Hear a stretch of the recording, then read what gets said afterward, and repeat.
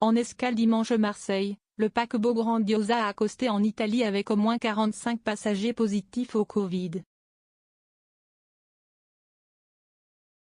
Alors que le retour du paquebot, en croisière européenne, est attendu dans moins d'une semaine, 20 minutes fait le point sur ce cluster et le protocole sanitaire lié à l'activité des croisières à Marseille. La Grandiosa sera de retour à Marseille dimanche prochain. Le paquebot de la compagnie MSC poursuit en effet sa croisière européenne, entre la France, l'Italie, Malte et l'Espagne, après avoir débarqué lundi dans le port italien de Gênes plusieurs dizaines de passagers testés positifs au Covid. Cela au lendemain de l'escale du navire à Marseille. Quelles sont les personnes descendues du navire à Gênes? La presse italienne a avancé le nombre de 150 personnes testées lundi positives au Covid-19 à bord du Grandiosa. La MSC a démenti ce chiffre, affirmant à l'AFP que 45 passagers étaient concernés, avant de reconnaître plus tard qu'il y avait d'autres croisiéristes positifs à bord du navire, sans préciser leur nombre, et ajoutant que ces derniers débarqueraient lors des prochaines escales. Contactée par 20 minutes, la compagnie s'est refusée à plus de commentaires sur la nationalité des personnes concernées et leur port d'embarquement. Quel contrôle sanitaire est effectué lors des escales de croisière à Marseille? En cette période creuse de l'année, 3 bateaux de croisière font chaque semaine escale dans la cité phocéenne.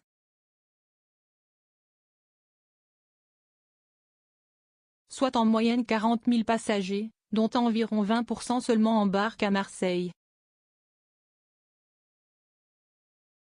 Entre le terminal, la compagnie maritime et le protocole national encadrant la reprise de l'activité croisière, les règles sanitaires s'additionnent.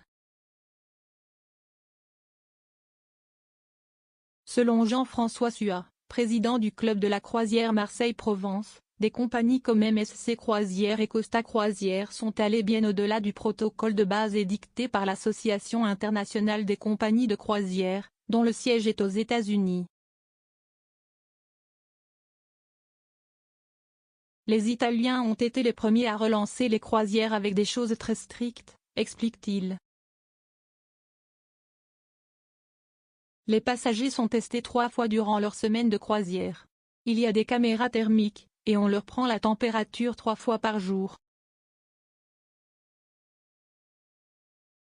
Sans compter qu'ils doivent être tous complètement vaccinés, avoir un test négatif effectué dans les 48 heures avant le départ du navire, et se soumettre à un test antigénique au terminal d'embarquement. Quelles sont les règles propres à Marseille?